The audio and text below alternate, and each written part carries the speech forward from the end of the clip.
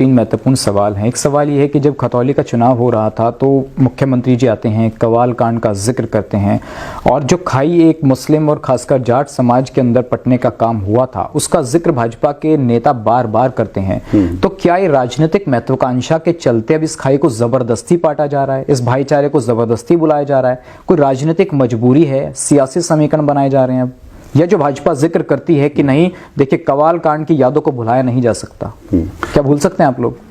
नहीं, मैं ये कह रहा हूँ हमें भूलना पड़ेगा। जब हम भूलेंगे तभी आगे बढ़ेंगे।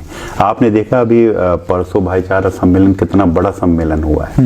मैं समझता हूँ कि जो चुनाव में जो रैली हुई थी चौधरी साहब की उससे जस्ट डबल था ये। तो आप ये समझिए कि भाईचारा सम्मेलन ये चुनाव के बाद में जो अब ये परसों हमारा हुआ है उसमें इतनी अपार भीड़ आई है, हमें भी नहीं लगता था। जो चुनाव में जो रिलीज हुई थी उनसे जस्ट डबल ये जो है हमारा प्रोग्राम था, ये रैली थी।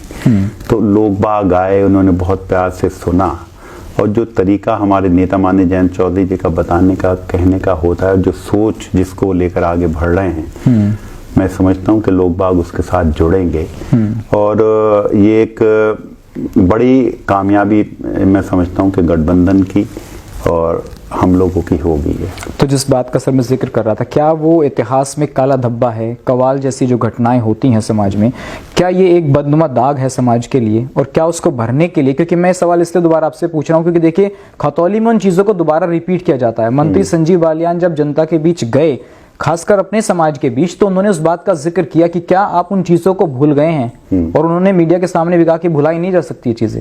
तो क्या आप लोग भूल गए हैं? मैं ये पूछना चाहता हूँ, खासकर गठबंधन के लोग। नहीं, मैंने आपको क्या कहा है कि भूलना तो पड़ेगा और भूल के ही हम आगे बढ़ेंगे।